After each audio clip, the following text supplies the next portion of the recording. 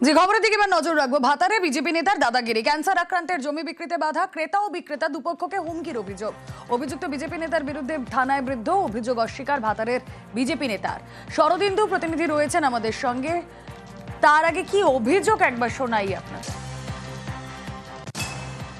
মাস আসতে আগে ও বলেছিল 26 সালের পর জায়গা নেবো যদি দাও তো। তা আমি বলেছিলাম তখন যদি হয় তখন দেখবো। হঠাৎ আমার শরীর খারাপ হয়ে গেল, 26-এর পরে ওর কোথায় টাকা উঠবে, সেই টাকা ওঠার পর ও নেবে, তার আগে কিছু করতে পারে। তাই এমত অবস্থায় আমার বেটা অন্যজনকে দেখে তার কাছে টাকা পয়সা নিয়ে ওই জায়গাটা তাকে দেবো বলে ঠিক করেছে। এমত অবস্থায় এ এসে গালমন্দ ফোনেতে হুমকুনি ও রাজকুমার হাজরা আর হরদমই কথায় কথায় বলছে আমি পার্টির নেতা, আমি কি করতে পারি দেখে নেবো, তোমাদের নিয়ে গ্রাম ছাড়া করবো। কথা বলবো, প্রতিনিধি শরদিন্দু রয়েছেন আমাদের সঙ্গে। বিজেপি নেতার দাদাগিরি, এখনো পর্যন্ত অভিযোগের ভিত্তিতে পুলিশ কি কোনো পদক্ষেপ করলো? দেখো, এই যে জমি, এই জমিটার মধ্যে হচ্ছে পার্থ সারথী চক্রবর্তী, তিনি ক্যান্সারে আক্রান্ত এবং তার টাকার দরকার, তাই রেজ পরিবারের কাছ থেকে তিনি 1,75,000 টাকা নিয়েছেন এই জমি বিক্রির অগ্রিম বাবদ। কিন্তু অভিযোগ যে এলাকার বিজেপি নেতা রাজকুমার হাজরা এই জমি বিক্রিতে বাধা দিচ্ছেন এবং ক্রেতা বিক্রেতা উভয় পরিবারকেই তিনি হুমকি দিয়েছেন, অশ্লীল গালিগালাজ করেছেন বলে অভিযোগ। দুই পরিবারই ইতিমধ্যেই ভাতার থানায় লিখিত অভিযোগ জানিয়েছে এবং জেলা পুলিশের কাছেও অভিযোগ জানিয়েছে এবং সেই অভিযোগের ভিত্তিতে তদন্ত চলছে। তবে এই ঘটনাকে কেন্দ্র করে শুরু হয়েছে রাজনৈতিক চাপানুতর এবং তৃণমূল এবং বিজেপি একে অপরকে এই জন্য দায়ী করছেন এবং এই যে অভিযুক্ত নেতা, তার বক্তব্য যে আইনি পথেই তিনি এই ব্যাপারে লড়াই চালাবেন, তিনি এই ব্যাপারে কোনো মন্তব্য করতে চাননি। বেশ, ব্যক্তিটা ওইরকম অভিযুক্ত নয়, এমন হতে পারে ওনাকে ফাঁসানো হচ্ছে, আবার নাও হতে পারে। বিষয়টা অ্যাকচুয়ালি জানার জন্য প্র্যাকটিক্যালি দলীয় নির্দেশে বিষয়টা সরেজমিনে দেখব। যদি সত্যিই যদি বিষয়গুলো হয়ে থাকে তাহলে আইনের পথে চলবে। এই বিষয়ে ভারতীয় জনতা পার্টি কোনো অনুমোদন দেবে না বা কোনো অন্যায় কাজের সঙ্গে আপোষ করবে না। পুলিশ এটা কোর্টে ফরওয়ার্ড করেছে অভিযোগটা এবং তদন্ত করছে। পরিবারটি ভীত সন্ত্রস্ত হয়ে আছে। এই বিজেপি ক্ষমতায় স্বাদ একটু হাতে পেয়েছে, কেন্দ্রের সরকারে আছে, সেই ক্ষমতা এখানকার নেতৃত্ব পর্যন্ত জোর করে মানুষের উপর অপপ্রয়োগ করার চেষ্টা করছেন। করে খাওয়ার রাজনীতিতে এরা সব কিছুই করতে পারে। এই ধরনের ঘটনা আমরা একদমই সমর্থন করছি না। শিলিগুড়ি পুরো এলাকায় জল সংকট, কারণ সিকিমে নাগারে বৃষ্টি আর এর জেরে তিস্তায় জমছে পলি, আর এই পলি তিস্তার জল পরিশোধনে বড় বাধা। ফলে যেটুকু জল মিলছে সেটাও একেবারে ঘোলা। শিলিগুড়ি পুরসভা 47টি ওয়ার্ড, এই শিলিগুড়ি পুরো এলাকাতেই এখন জল সংকট। শিলিগুড়ির ফুলবাড়িতে রয়েছে ওয়াটার ট্রিটমেন্ট প্ল্যান্ট, এখানে তিস্তার জল পরিশোধন করা হয়। সেই জল শিলিগুড়ির বাড়ি বাড়ি যায়, তিস্তার জলেই শিলিগুড়ির তেষ্টা মেটে। সেই জল পেতেই এখন সমস্যা, কারণ সিকিমে নাগারে বৃষ্টি, ফুসছে তিস্তা। তিস্তায় বেড়েছে পলির স্তর, এর আঁচ পড়েছে ফুলবাড়ির ওয়াটার ট্রিটমেন্ট প্ল্যান্টে। যেখানে জল রাখা হয় সেখানেও জমেছে পলি, ফলে তিস্তার জল পরিশ্রুত করতে সমস্যা। এতেই বিপাকে পড়েছেন শিলিগুড়িবাসী। আমাদের এই জল না পাওয়াতে আমাদের রান্নার সমস্যা হচ্ছে, এমনি বাড়ির সব যাবতীয় কাজের জন্যও সমস্যা হচ্ছে, কারণ আমাদের তো ঘরের মধ্যে টাইম কলের জল দিয়েই আমাদের সারাদিনের কাজ হচ্ছে টাইম কলের জলে। জলের সংকট পরিস্থিতি মোকাবিলায় বিভিন্ন জায়গায় জলের ট্যাঙ্ক পাঠাচ্ছে শিলিগুড়ি পুর কর্তৃপক্ষ। পানীয় জলটা যদি আমরা সবসময় না পাই, স্বাভাবিক লোকের একটা কষ্ট হয় আর কি, চাপা কল দিয়ে জল তুলতে লাগে, এগুলো সমস্যা। যাই হোক, আমাদের পৌর নিগম ব্যবস্থা ভালো করছে। তিস্তাতে ভয়ঙ্কর একটা জলোচ্ছ্বাস হয়েছে এবং সেখান থেকে ঘোলা জল, কাঠ ইত্যাদি সব ভেসে আসছে এবং এই ঘোলা জল আসলে সেই জলটা সঠিকভাবে পিউরিফাই করে শহরের মানুষকে সর্বত্র দেওয়া সম্ভব হয় না। একটা নির্দিষ্ট পরিমাণে জল আমাদেরকে সরবরাহ করার জন্য প্রয়োজন হয়, সেই পরিমাণ জল আমরা পাচ্ছি না। আমাদের শহরের সহনাগরিকরা যেখান থেকে আমাদেরকে বলছেন, আমরা সেখানে আমাদের যে যথেষ্ট ট্যাঙ্ক রয়েছে পানীয় জলের, সেগুলো আমরা পাঠানোর ব্যবস্থা করছি। শিলিগুড়ি থেকে পার্থপ্রতিম সরকার, নিউজ 18 বাংলা। উত্তর সিকিমে ধসে মৃত্যু 3 সেনার। লাচেনের কাছে সেনা ছাউনিতে ধস, নাগারে বৃষ্টি, পাহাড়ে ভয়াবহ ধস নামে। ধসে নিখোঁজ আরও 6 সেনা জওয়ান। উদ্ধার কাজ চালাচ্ছে সেনা জওয়ানরা।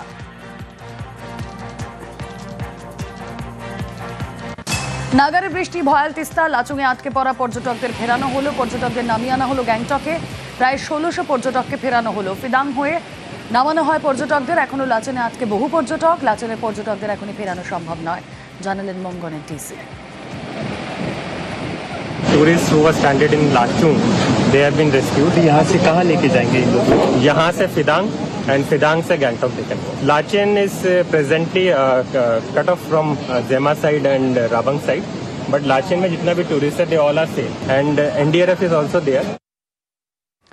সিকিমে বৃষ্টি ধস, গাছ ভেঙে নদীতে। নদীর স্রোতে গাছের কাঠ ভেসে আসছে তিস্তায়। জলপাইগুড়িতে জীবনের ঝুঁকি নিয়ে সেই কাঠ তুলছেন স্থানীয়রা। জরিমানা করেও তাদের ঠেকাতে পারছে না রেল।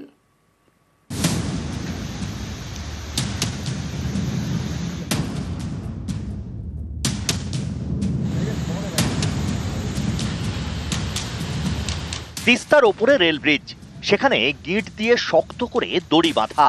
এই দড়ি বেয়ে একের পর এক যুবক নামছেন তিস্তায়। তিস্তায় নেমে একটার পর একটা কাঠ তুলছেন, তারপর সেগুলো মাথায় করে রেল ব্রিজ দিয়ে নিয়ে যাচ্ছেন। ফুঁসছে তিস্তা। জলপাইগুড়িতে তিস্তা পাড়ে সতর্কতা জারি করেছে সেচ দপ্তর।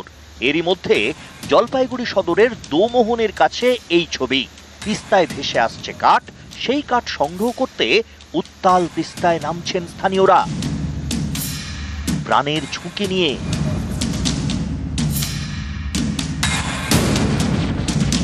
এখানে কি কোনো রকম নিষেধাজ্ঞা রয়েছে এই লাকড়ি এভাবে তোলার? নিষেধ আছে তো, এই ব্রিজে যাওয়া আসা করাই নিষেধ। মানুষ যদি ছেলে মানুষ দেখে পুরা তালি ধাওয়া দেয়, তো বেআইনি। এখন তারা যদি না মানে।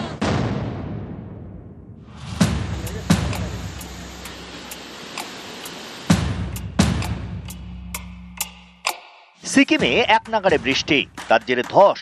এতে আশপাশের জঙ্গলের বিভিন্ন গাছ ভাঙছে, কাঠ ভেসে আসছে তিস্তায়, নামছে সমতলে। এর মধ্যে রয়েছে শাল, সেগুনের মতো দামি দামি কাঠ। তিস্তা থেকে সেই কাঠ তুলে বিক্রি করা হচ্ছে বাজারে। এর জন্য জীবন বাজি। কেউ কেউ আছে যে এই কাঠ বিক্রি করেও সংসার চলে অনেকেরই, বা জ্বালানি হিসেবে ব্যবহার করে বাড়িতে। কিন্তু এটা করা তো ঠিক নয়, কেননা প্রচুর বিপদের ঝুঁকি রয়েছে এর মধ্যে। যখন তখন একটা দুর্ঘটনা ঘটে যেতে পারে। জলপাইগুড়ি সদরের রেল ব্রিজ, এখান দিয়ে নিউ জলপাইগুড়ি স্টেশন থেকে আসামে একাধিক এক্সপ্রেস ট্রেন যায়। এই রেল ব্রিজেই দড়ি বেঁধে প্রাণ হাতে করে নদী থেকে কাঠ তোলা হচ্ছে।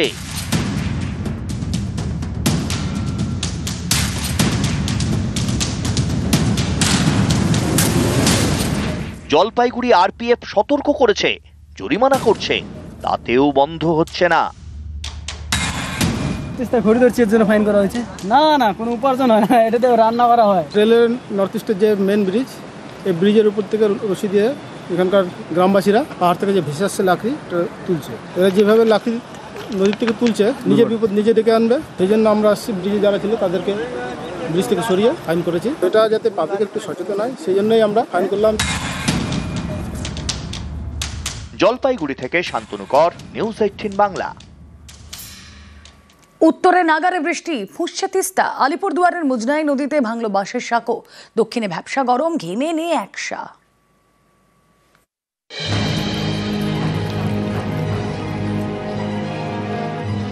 নাগারে বৃষ্টিতে ভিজছে উত্তর, ভ্যাপসা গরমে ঘামে ভিজছে দক্ষিণ।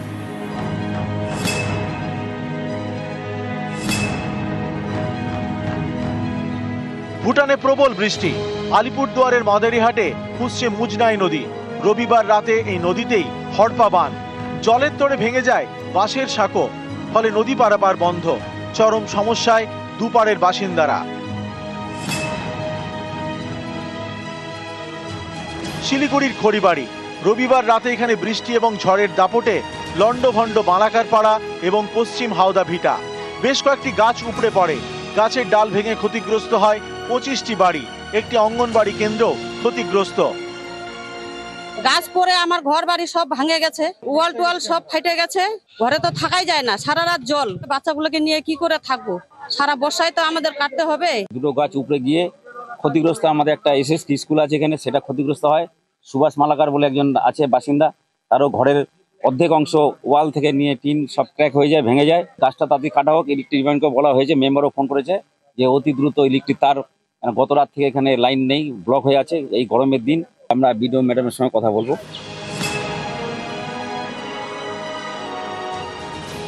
উত্তরবঙ্গে যখন বৃষ্টি হচ্ছে, দক্ষিণবঙ্গে তখন অস্বস্তিকর গরম। বাতাসে আপেক্ষিক আর্দ্রতা 90 পার, তাই গরমে ঘরে বাইরে নাজেহাল। গরম লাগছে প্রচন্ড, আর কি বলবো। এই কদিন যেন আরো অসুস্থ। হ্যাঁ, কি প্রিপারেশন কি নিচ্ছেন? কিছুই না, একটু গ্লুকোজ ওয়াটার আছে, আর এই তাড়াতাড়ি কাজের জায়গায় ঢুকে যাচ্ছি, বিকেল 5টার পর বেরোনো। এই একই ছবি পুরুলিয়াতেও, গরম থেকে বাঁচতে অনেকের মুখে কাপড়। গরম তো বিশাল গরম, ঘর থাকা যাচ্ছে না এখন, এত গরম, আর কাজ পাটও করা যাচ্ছে না গরমে। এখন 2 মাস ধরে 1 সপ্তাহ হয়ে গেল এই গরম চলছে। বাঁকুড়াতেও গা জ্বালানো গরম, বাড়ির বাইরে বেরোতেই হাল খারাপ।